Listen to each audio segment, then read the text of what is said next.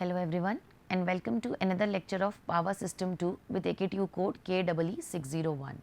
Today we will be starting module 2 of this unit, which is load flow analysis.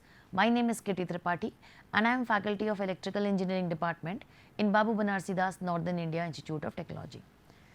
So let's begin. Before jumping into what unit 2 is and what it will bring to us, let us understand, after studying this module, what will be the things which we will be able to understand. So let's focus on the course outcome. So after completion of unit 2, what we will be able to do is that we will be able to understand each and every concept of load flow analysis existing in the power system. Not only this, we will also be able to formulate impedance matrix as well as admittance bus matrix for any given power system. What do we do after this? Analyze. So in this module, we will also be analyzing load flow in the entire system using some mathematical methods like Gauss-Seidel and Newton-Raphson. And the thing which is required to study in this module is, that is prerequisite for this system, is Power System 1 and basics of mathematics, where we must know about nonlinear functions and its numerical methods to solve it. So let's begin. Word hai load flow analysis. What do we mean by load flow analysis? So what do we say that load flow analysis is nothing but it is a numerical analysis. First of all, ये एक numerical analysis है. To for what? To understand the flow of power. Where in any electrical system, in any power system, any given condition, if we are able to analyze, do a numerical analysis of how a power is flowing in the entire network, then it is called as load flow analysis. अब basically हम load flow analysis कहाँ कर रहे हैं और क्या कर रहे हैं और कैसे कर रहे हैं? तो we say that load flow is assessment of steady state conditions. So load flow analysis की एक basic condition है that this analysis is being done when the power system is in steady state condition.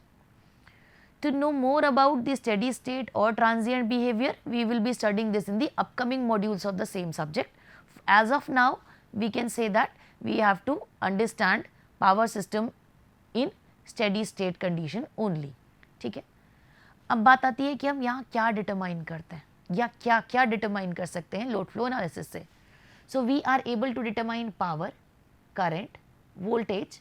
When we are saying power, please remember both the powers are included, that is real power as well as reactive power in a system. For each and every type of conditions, whether the system is loaded, lightly loaded, heavily loaded or unloaded system, we can determine these quantities at any given point, at any given time in a power system with the help of load flow analysis. ठीक है, अब इस load flow analysis की जो study है, इससे हम क्या बेसिकली कर पाते हैं? तो हमारे पास एक लोड फ्लो एनालिसिस से एक एबिलिटी है कि जब हमारे पास नंबर ऑफ लोड्स कनेक्टेड हैं एक सिस्टम में, तो हम ये जान पाते हैं कि उन नंबर ऑफ लोड्स को sufficient amount of voltage available है कि नहीं, sufficient amount of current available है कि नहीं. ठीक है, क्या कोई ऐसी कंडीशन है when the system is in overload condition और it is in underload condition. तो basically for every given time हम हर जगह पर voltage and power factor, current and power flow सब वैल्यूज़ को डिटरमाइन कर सकते हैं. कहाँ पर? सारे फीडर्स पर, at every feeder which is connected in the power system and at any conditions of load. We should remember कि हम लोड के किसी भी कनेक्शन से इनडेफिनेट हम ये लोड कनेक्टेड है, लाइटली लोडेड है, हेविली लोडेड है, अंडरलोडेड है, ओवरलोडेड है, we can determine each and every condition through the load flow analysis. ठीक है, so basically to sum up with what load flow is, so it is analysis, a numerical method जहाँ पर system voltage तो हम specified limit के अंदर रखते हैं.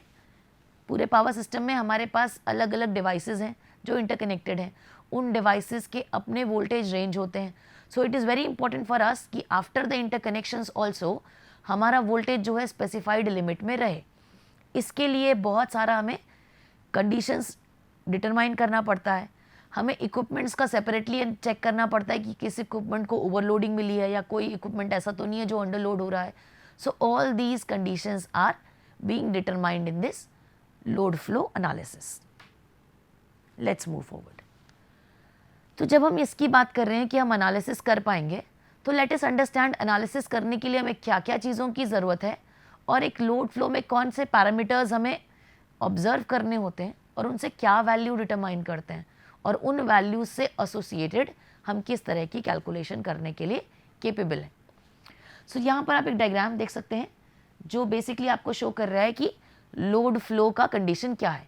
This side we are showing what are the things which are from where the parameters are required. तो कहाँ रिक्वायर्ड है? हर बस पर, पूरे इंटरकनेक्शन में पावर सिस्टम के जितने भी बसेस कनेक्टेड हैं उन सारे बसेस पर जो भी इंफॉर्मेशन हमें चाहिए वो हम बाद में आते हैं. These are the informations which will be needing, but हर बसेस पे हमें ये इंफॉर्मेशन चाहिए. Apart from it, transmission lines में जितना डेटा अवेलेबल है ट्रांसमिशन लाइंस का, short, medium, long, irrespective of that, हमें ट्रांसमिशन लाइन के जो भी पैरामीटर्स हैं जो हमने ऑलरेडी डिस्कस कर रखे हैं पिछली मॉड्यूल में जब हम पर यूनिट की कैलकुलेशन कर रहे थे, तो that data will be needing here. Next is the data from the generator.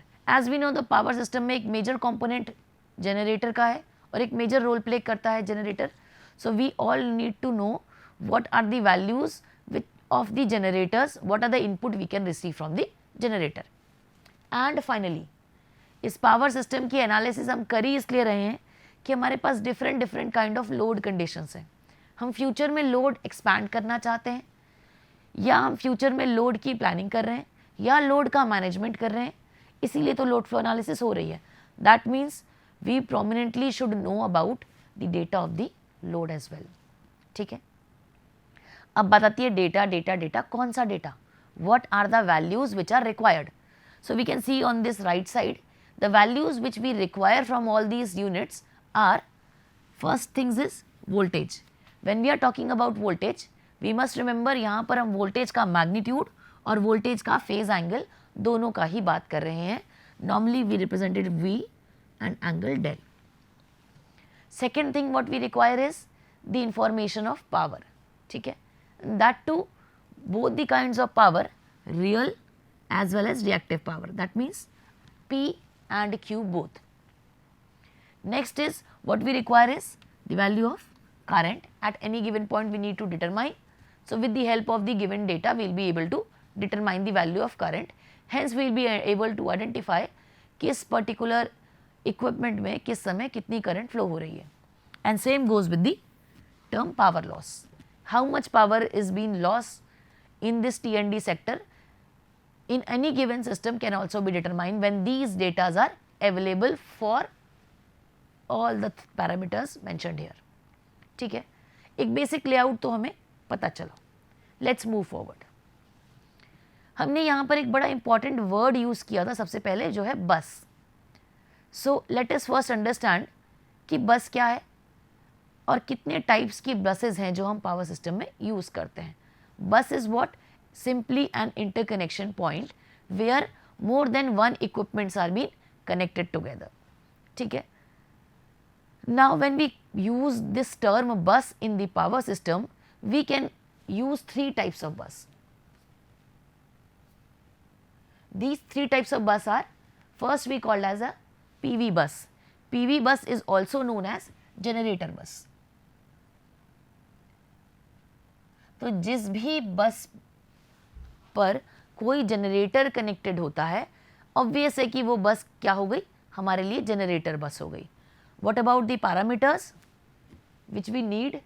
Parameter we need is the value of real voltage, the value of reactive voltage, the value of voltage along with the phase angle as well. ठीक है, next आते हैं. Second kind of bus which is required in the power system is called as PQ bus. It is also called as load bus. ये पूरे power system में majority of the buses जो होती हैं वो लोड बस होती हैं, क्योंकि हर बस पर हर जगह इंटरकनेक्शन में जनरेटर तो नहीं कनेक्टेड है, या तो पावर सिस्टम के इक्विपमेंट कनेक्टेड है which is gain supplied to any kind of load. So Majority of the buses in a power system is a load bus. ठीक है, load bus is also called as PQ bus. अब इनका नाम PV PQ क्यों पड़ा, ये थोड़ा रुक कर इस लेक्चर के एंड में डिस्कस किया जाएगा. But let us first understand what is PQ bus. PQ bus as I said is a load bus. अब हमें यहाँ किस चीज़ की जानकारी की बेसिकली ज़रूरत है, नाम से स्टेट हो रहा है P और Q, that means basically power, because load is an entity which is been connected spontaneously at a particular instant. It can change. In a lightly load conditions, load will be different. When a heavy load is being connected, then situation may vary. So इस parameter में जो data हमारे पास available है, that data is power only. And when we talk about power, we say both kind of power, real as well as reactive power. ठीक है, so we need both the values. How much real power can be generated, how much is the demand, then only we will be able to identify the anomaly in the situation. ठीक है, and the third and the final is called as slack bus. This is also known as swing bus or reference bus.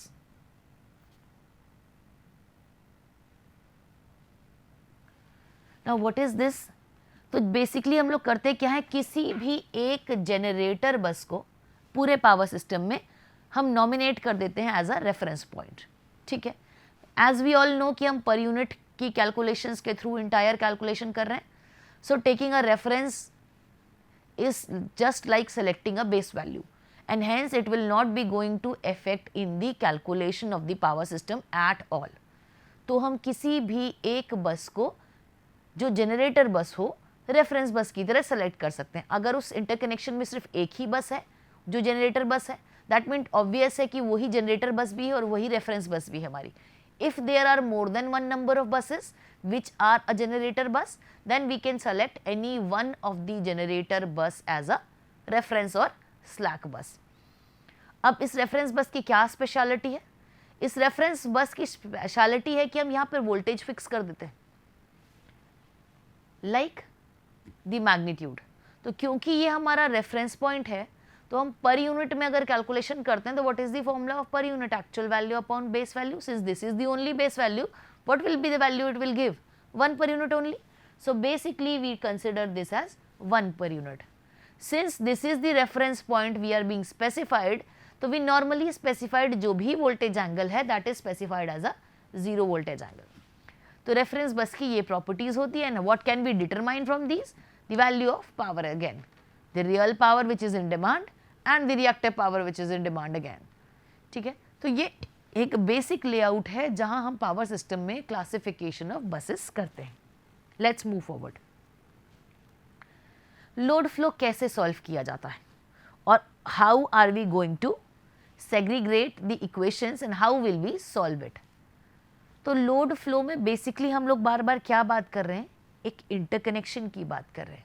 ठीक है, power system का interconnection, एक network है जो interconnected है. अब हम इस नेटवर्क में बेसिकली क्या डिटरमाइन करते हैं, तो जो बसेस हैं उनमें हमने देखा कि कुछ एक इम्पॉर्टेंट पैरामीटर्स हैं जो बार बार आ रहे हैं, and that are the 4 parameters. One is called as active power, the other is called as reactive power, the third is magnitude of voltage, and fourth is load angle. These are the 4 quantities जो हर बस पर हमें information जिसकी चाहिए होती है for the entire analysis. What do we have for all the 3 types of buses? हमें कोई 2 वैल्यूज इनमें से हमेशा नोन होती है और कोई 2 वैल्यू अननोन होती है जो हम कैलकुलेट करते हैं. ठीक है, when we have determined these values, what can we do? Now what was the basic purpose of load flow? हमारा ऑब्जेक्टिव क्या है लोड फ्लो के साथ, कि हम किसी भी गिवन कंडीशन पर वैल्यूज का कैलकुलेशन कर पाए. अब मेजॉरिटी ऑफ द वैल्यूज तो हमने यहीं देख ली. हर बस पर अगर हम पी क्यू वोल्टेज और वोल्टेज का लोड एंगल मेजर कर रहे हैं, कुछ बेसिक वैल्यूज तो मिल गई. क्या मिसिंग सा दिख रहा है यहाँ पर, करंट. सो अगर हम करंट की वैल्यू भी डिटरमाइन कर लेते हैं तो power loss will also will be able to determine. और हम किसी भी इंस्टेंट पर किसी भी जगह पर कभी भी जो भी वैल्यू हमें चाहिए हम डिटरमाइन इजीली कर सकते हैं. अब बात आती है कैसे कर सकते हैं. So what do we do is we normally apply equations for determining load flow. Now let us move with an example. यहाँ पर आपको डायग्राम में एक मैट्रिक्स दिख रही है। इस मैट्रिक्स को हमने प्रीवियस लेक्चर्स में भी देखा है, प्रीवियस मॉड्यूल्स में, when we were discussing about symmetrical behavior and we were calculating fault analysis, we have used this matrix somehow or the other। ठीक है, अब बात है कि हम इस मैट्रिक्स का क्या करें, हम कैसे ऑब्टेन कर रहे हैं, या what are the things, how are we going to determine it. तो एक एग्जांपल लेते हैं, चलो इस डायग्राम के साथ ही। ये क्या दिख रहा है हमें, एक 4x4 का मैट्रिक्स दिख रहा है एडमिटेंस का। See it is something like I is equal to Y into V, right, it is written in the matrix form. यहाँ 4x4 का एडमिटेंस मैट्रिक्स है। इससे हमें क्या इंफॉर्मेशन मिल रही है कि हमारे पास 4 बस सिस्टम है, क्योंकि एडमिटेंस जो मैट्रिक्स होती है that is n cross n matrix, where n is number of bus. ठीक है, तो हमारे पास n नंबर ऑफ बसेस हैं, हम इनके लिए डिटरमाइन कर रहे हैं। How do we do that, we have this expression I is equal to Y into V। हम बेसिकली नोडल एनालिसिस की इक्वेशन का हेल्प लेते हैं। ठीक है, सी लेट अस अज्यूम कि हम 4 बस सिस्टम में हमारे पास कुछ इंटरकनेक्शंस होंगे, we can assume any random interconnections. अब अगर हम हर बस को एक नोड कंसिडर करें और उस पे नोडल की इक्वेशन लगाएं, तो नोडल एनालिसिस को यूटिलाइज करें, नोडल एनालिसिस की इक्वेशन निकालें, तो what can we write, we can write the value of current at any branch या at any node. Let us assume that if there are n number of buses, we have ith bus for which we have to determine। buses जो बोल रहे हैं उसको हमने node के through represent करके रखा हुआ है।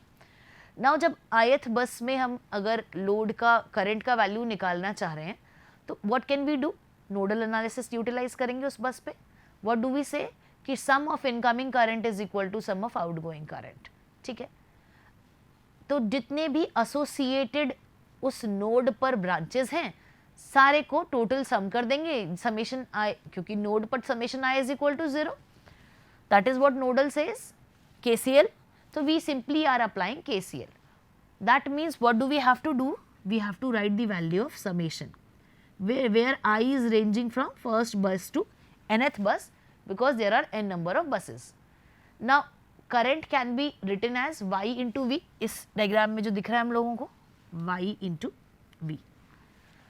Now what, which Y, तो every interconnection of Y and every interconnection of voltage also, क्योंकि large number of interconnection है, तो ith बस पे निकाल रहे हैं, तो ith बस का वोल्टेज और I और J, let us assume this as J, then it will be more, everywhere I have written I only ना, you will get confused। so let us assume कि हम किसी पर्टिकुलर जगह पर हमें करंट की वैल्यू निकालनी है। 4 बस सिस्टम है, तो चारों आपस में इंटरकनेक्टेड है, कोई एक नोड उठाते हैं, एक बस उठाते हैं, उस पर अगर हम समेशन निकालने की कोशिश करेंगे तो क्या होगा, Y इंटू V, उस बस से एसोसिएटेड जितना एडमिटेंस किसी दूसरे बस से कनेक्टेड है उतना उसका admittance into voltage, simple as that. So this is the basic primary equation which will be using across the solution for the load flow equations. Now let us realize how to determine power। Current तो लिख लिया, power को भी जरा relate करके देख लेते हैं करंट के एक्सप्रेशंस के साथ। तो हम लोगों ने 3 फेज सिस्टम में पढ़ के रखा है कि there is a relationship between power which is V into I conjugate. ठीक है, conjugate is only to balance the phase angle, we have already studied in the previous subjects like basic electrical, so you must be aware of what it is. ठीक है, तो V into I है। Now power को हम लोग क्या कर सकते हैं, अगर हम एक्टिव और रिएक्टिव पावर के रेस्पेक्ट में लिखना चाहें तो पावर को लिखा जा सकता है sum of active power plus J times reactive power. ठीक है, अब यहाँ से हम लोग क्या करना चाह रहे हैं, रिलेट करने की कोशिश करना चाह रहे हैं। Now from this equation let us see VI into I का कॉम्प्लेक्स ith बस के लिए है, इसलिए यहाँ पर बार बार I एनोटेट हो रहा है क्योंकि लार्ज नंबर ऑफ बसेज हैं, तो ये कंफ्यूजन नहीं होना चाहिए कि किसके लिए निकाला जा रहा है। ठीक है, V into I is equal to P of I plus J Q of I। ठीक है, अब हमें करंट की वैल्यू निकालनी है, तभी तो हम कोरिलेट कर पाएंगे। तो करंट की वैल्यू अगर हम एक्सप्रेस करने की कोशिश करते हैं तो करंट के साथ ऑलरेडी कॉन्जुगेट आया हुआ है, so what how better it will be कि हम ये कॉन्जुगेट को रिमूव कर दें. How can we remove? एक बार और कॉन्जुगेट ले लेते हैं. एक बार और कॉन्जुगेट लेने पर क्या हो जाएगा, वी आई का conjugate I as it is रहेगा. ये इस p प्लस जे क्यू को कॉन्जुगेट लेंगे तो p माइनस जे क्यू हो जाएगा, minus J of Q I. अब यहाँ से हम करंट को सिंपली रिप्रेजेंट कर सकते हैं p minus J of Q I divided by V I का स्टार. ठीक है. Now again let us understand one more thing कि ये जो p माइनस जे क्यू वाला टर्म है ना, ये p माइनस जे क्यू, ये है क्या? वोल्टेज और करंट का मल्टीप्लिकेशन ही तो है. पावर को यही तो लिखा हमने v इंटू आई. अब क्योंकि हम i के साथ कॉन्जुगेट माइनस ले रखा है हमने, मतलब v के साथ कॉन्जुगेट हो रहा होगा, i of i into v of i का कॉन्जुगेट. ठीक है. i के लिए अभी थोड़ी देर पहले हम लोगों ने कहा था नोडल इक्वेशंस यूज कर सकते हैं, समेशन y इंटू वी हो जाएगा. तो यहाँ i को अगर रिप्लेस कर दें तो p of i minus J of Q आई को हम लोग क्या लिख सकते हैं, i की जगह क्या हो जाएगा, summation j is equal to 1 से n Y I J into V J. ये i का रिप्रेजेंटेशन होगा नोडल के इक्वेशन से इंटू वी आई का कॉन्जुगेट. समेशन के अंदर ही साथ में यूटिलाइज कर लें तो हमें यहाँ से क्या मिल गया, एक्सप्रेशन. अब हम सिंपली कोरिलेट कर सकते हैं. अगर हम कॉम्प्लेक्स सिस्टम में ही करना चाहें तो हम रियल पावर और रिएक्टिव पावर इस एक्सप्रेशन से निकाल सकते हैं. We have one more method to determine how to convert it into polar form. Now y एक एक्सप्रेशन था हमारे पास, तो लेट अस अज्यूम कि जो y हमने लिखा हुआ है उसको मैग्नीट्यूड और फेज एंगल के फॉर्मेट में रिप्रेजेंट कर देते हैं. Because it is admittance we can replace it easily. तो admittance into angle. Similarly current voltage को भी हम लोड एंगल और मैग्नीट्यूड के टर्म्स में रिप्रेजेंट कर सकते हैं. तो जो अभी हम लोगों ने एक्सप्रेशन लिखा था summation y into V J into V I, conjugate के टर्म्स में जो मेंशन किया था अभी हम लोगों ने, तो कॉन्जुगेट को रिमूव वी आई के लिए हम कॉन्जुगेट को रिमूव करेंगे, क्योंकि यहाँ पर क्या लिखे थे हम लोग करंट के लिए, summation Y I J V J into V I का कॉन्जुगेट. ठीक है. y को हम लोग क्या लिख सकते हैं, magnitude of admittance into its angle theta I J के बीच में. ठीक है, क्योंकि नंबर ऑफ इंटरकनेक्शंस के बीच में एडमिटेंस आ रहा है. सिमिलरली वोल्टेज को क्या लिख सकते हैं, magnitude of voltage into load angle del J. अब वी आई है magnitude of voltage, complex conjugate है तो लोड एंगल माइनस में ले लें, माइनस डेल आई. इसको सिंप्लीफाई करेंगे तो इस जैसा फॉर्म आ जाएगा. ठीक है. अब क्या कर सकते हैं, बहुत आराम से p और q की वैल्यू इजीली निकाल सकते हैं. कैसे, magnitude into cos of angle gives value of real part, magnitude of into sine of angle gives the value of reactive part. तो लोड फ्लो इक्वेशंस के थ्रू हम लोग पावर और एक्टिव और रिएक्टिव पावर की वैल्यू को determine कर सकते हैं. तो बेसिकली हमको क्या अगर हम समरी समअप करना चाहें तो हमें क्या मिला कि पावर सिस्टम में 4 क्वांटिटीज हैं जो एसोसिएटेड होती हैं किसी भी बस से, या जिसको हम नोड बोल रहे हैं. What are those 4 quantities? Magnitude of voltage, phase angle, active power and reactive power. इनमें से 2 क्वांटिटी नोन होती हैं और 2 अननोन. अगर ये अननोन डिटरमाइन कर ले तो हम इक्वेशंस की सॉल्यूशन, क्योंकि इक्वेशन में आप देखेंगे यही वैल्यूज ही आ रही हैं, पी क्यू वी डेल के अलावा कोई वैल्यू आई नहीं है. तो ये चारों वैल्यूज मिल गई तो हम इंटायर एनालिसिस करने के लिए एप्लीकेबल तो हो जाएगा. हमारे पास डिटरमाइन करने के लिए नोन क्वांटिटीज तो होंगी, बाद में हम मैथमेटिकल फंक्शंस लगा के डिटरमाइन कर लेंगे. At the end, what we have concluded? So at the end of the lecture, we have concluded that in a power system, we have 3 kind of buses. One is known as generator bus or PV bus. Another is known as load bus or PQ bus. And third is slack bus or swing bus or reference bus. इसमें जो generator bus है, उसमें power और voltage की value, active power और voltage की value पता होती है, और रिएक्टिव पावर और लोड एंगल की वैल्यू हमें डिटरमाइन करनी होती है. सिमिलरली लोड बस में हमें पावर पता होता है. कौन सा पावर, एक्टिव पावर और रिएक्टिव पावर. तो क्या हमारे लिए अननोन हो गया, वोल्टेज और वोल्टेज का लोड एंगल. तो ये वैल्यू डिटरमाइन करनी होती है. और लास्टली रेफरेंस बस में हमने खुद ही रेफरेंस लिया है वोल्टेज का और वोल्टेज के एंगल का. तो ये हमारे लिए नोन क्वांटिटी हो गई. और अननोन क्वांटिटी क्या है, both the powers, active and reactive power. So on solving we can solve every conditions, क्योंकि हमारे पास जो इक्वेशन निकल कर आई थी, चाहे हम पावर, एक्टिव पावर का एक्सप्रेशन जो हमने डिटरमाइन किया, रिएक्टिव पावर का डिटरमाइन किया, जो करंट का डिटरमाइन किया, ठीक है, क्योंकि यही चीज़ें हैं ना जो डिटरमाइन करनी पड़ जा रही हैं, और वोल्टेज का magnitude and angle, these are the 4 quantities which are associated. अब क्योंकि पावर सिस्टम में हमारे पास हर एक सिस्टम का वोल्टेज एक लिमिटेड डोमेन में एग्जिस्ट करता है, क्योंकि सबका रेंज अलग अलग है। वही तो प्रॉब्लम थी जो पर यूनिट से रिजॉल्व करने की कोशिश कर रहे थे, जो कैलकुलेशन से नहीं कर पा रहे थे। So what do we do basically here, कि हमारे पास जो करंट, पावर और एक्टिव एंड रिएक्टिव पावर और लोड एंगल वोल्टेज का और वोल्टेज का मैग्नीट्यूड, इन क्वांटिटीज़ की हेल्प से हम किसी भी गिवन कंडीशन में, किसी भी गिवन नोड पर, या कह सकें किसी भी फीडर लाइन में, हम वैल्यूज़ डिटरमाइन कर सकते हैं। क्या फ़ायदा हो रहा है इससे? हमारे पास ना तो सिर्फ हमें हर इंस्टेंट पर वैल्यूज़ की डिटर्मिनेशन मिल रही है, जिससे हमें कंट्रोल करना ईजी हो रहा है, हमें इक्विपमेंट के फेलियर्स है कि नहीं प्रॉपरली कंट्रोल होंगे, कैसे कंट्रोल होंगे कि इक्विपमेंट फेल ना हो, प्रिडिक्ट कर पाएँ हम सिचुएशन को कि कितना लोड फोरकास्ट कितना एसोसिएट करने पर हमारे पास इशू नहीं आएगा सिस्टम में, या हमें new kind of load include करना है फ्यूचर में for planning. For all those purposes, this is a very effective and efficient techniques. That's it for this lecture. Thank you very much.